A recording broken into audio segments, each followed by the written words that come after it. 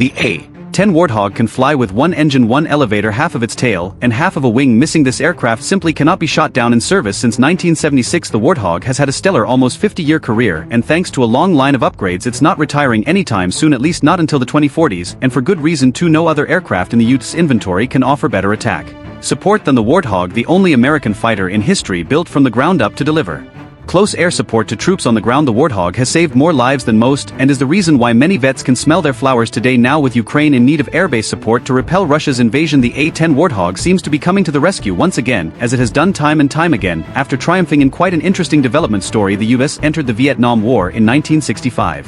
By then its main ground attack aircraft was the outdated Douglas A-1 Skyraider. The Skyraider was slow, had poor firepower, and was so vulnerable to ground fire that 266 of them were lost in Vietnam, largely from small arms fire. The lack of modern conventional attack capability had become a problem, and the hunt for a specialized attack aircraft would begin. However, from the F-4 Phantom to the F-111 Aardvark to Northrop's F-5, and then the A-7D variant of the LTV A-7 Corsair II, no attack aircraft could fill this crucial gap, and so in 1966, 1 year after the US entry into the Vietnam War, it was time for the Air Force to quit trying to repurpose already existing aircraft for new tasks, but instead create a dedicated one specialized in the much-needed close air support. The program that would birth this aircraft was designated the AX program. The requirements for the aircraft were released by the Air Force, and interested companies could now submit their proposals. Of the 6 proposals sent in, Northrop and Fairchild Republic were selected to build prototypes. The Y-9A from Northrop and the Y-10A from Fairchild Republic were the prototypes, and they were in. All that was left was a fly-off between both aircraft, as there could be only one winner. Like it recognized that the better had to win for the sake of the troops at the front lines in need of reliable close air support. The Y-10A took to the skies and completely dominated the fly-off meeting, and surpassing the laid-down requirements.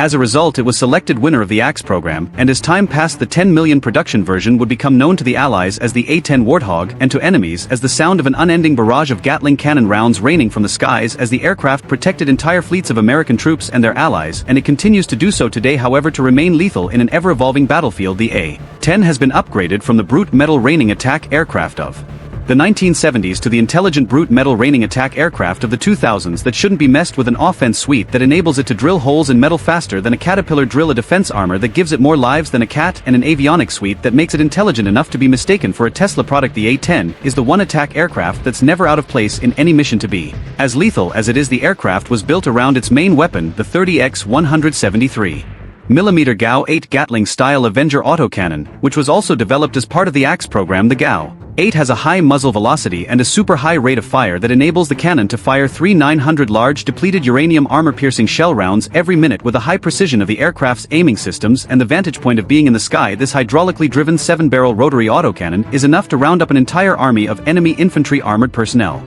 carriers and tanks in minutes. Aside from the autocannon, the A-10 is armed with the AGM-65 Maverick air-to-surface missile targeted using electro-optics and infrared. The Maverick allows target engagement at much greater ranges than the cannon, and thus results in less risk from anti-aircraft systems for the A-10. In addition to these weapons, the A-10 has been upgraded to wield a plethora of newer weapons, including cluster bombs, Hydra 70 rockets, GPS and laser-guided bombs such as the BU-39 small-diameter bomb, Paveway series bombs, joint direct attack munitions, wind-corrected munitions dispenser, AGM-154 joint standoff weapon, glide bombs, and AIM-9 Sidewinder air-to-air missiles for electronic warfare. The A-10 has been upgraded to fly with an ALK-131 electronic countermeasures pod. The A-10 backs this impressive offense with just as impressive defense. After all, being so close to the battlefield grounds is sure to attract constant fire from anyone that's got a weapon to handle this fire. The A-10 is battle-hardened to an exceptional degree. Approximately 6% of the aircraft is heavy armor, enabling the aircraft to survive direct hits from high explosive and even armor-piercing projectiles. It has double redundant hydraulic flight systems and a mechanical system as a backup in case hydraulics are lost. In fact, if an engine, one elevator, half of its tail, and half of its wing are all lost, the A-10 stays flying, and with sufficient control for the pilot to return to base, so attacking the plane's exterior is an unlikely way to take it down, and to protect the interior, the A-10's cockpit and parts of its flight control systems are protected by a lavish pounds of titanium aircraft armor referred to as the bathtub. The interior surface bathtub, directly exposed to the pilot, is covered by a multi-layer nylon small shield to protect against shell fragmentation. As a result, the bathtub can withstand strikes from 23mm cannon fire and some indirect hits from 57mm shell fragments. The aircraft's front windscreen and canopy are also designed to resist fire, particularly small arms fire, as that's what's most likely to hit them when the A-10 10 angles towards the ground to take out enemy ground troops to prevent the attacks from the ground troops from hitting the aircraft's fuel system. All 4 fuel tanks are located near the aircraft center and are separated from the fuselage. This way projectiles would need to first penetrate the aircraft skin before reaching a fuel tank's outer skin. Most fuel system components are located inside the fuel tanks to benefit from this protection and to prevent fuel loss from component failure. This setup almost completely eliminates small arms fire as a threat. Still, there's more protection for the tank's reticulated polyurethane foam lines, both the inner and outer sides of the fuel tanks, retaining debris and restricting fuel spillage in the event of damage. All engines are also shielded from the rest of the airframe by firewalls and fire extinguishing equipment in a worst-case scenario event where all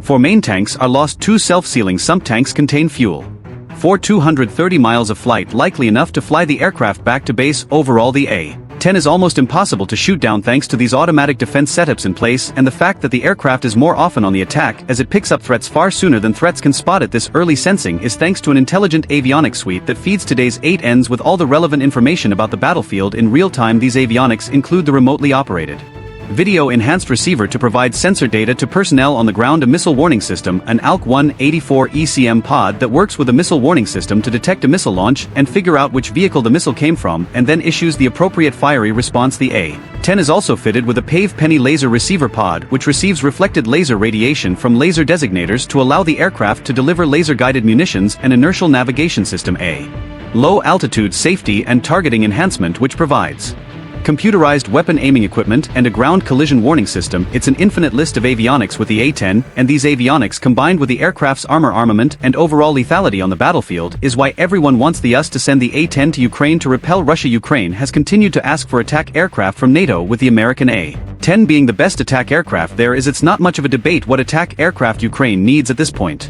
And the US military seems to be willing to share, although they had never shared the A-10 with any other country before. When asked if the US could give the A-10s to Ukraine, the Air Force Secretary Frank Kendall said the US is open to discussions with Ukraine on what their requirements are and how the US might be able to satisfy them regarding whether or not the A-10 will arrive in Ukraine. The world will have to wait and see. All we can say for sure is that the A-10 Warthog is the US military's go-to tank buster aircraft, and with so many Russian tanks in Ukraine, the A-10 would prove priceless for Ukraine's forces, saving Ukrainian lives as it has done for Americans for over 4 decades. It has been an aircraft to admire, to respect, and to be proud of, and the best way to show you're proud of it is by subscribing to this channel and giving this video a like. That would be all for this video from Front Cost and the A-10 Warthog. Thanks for watching.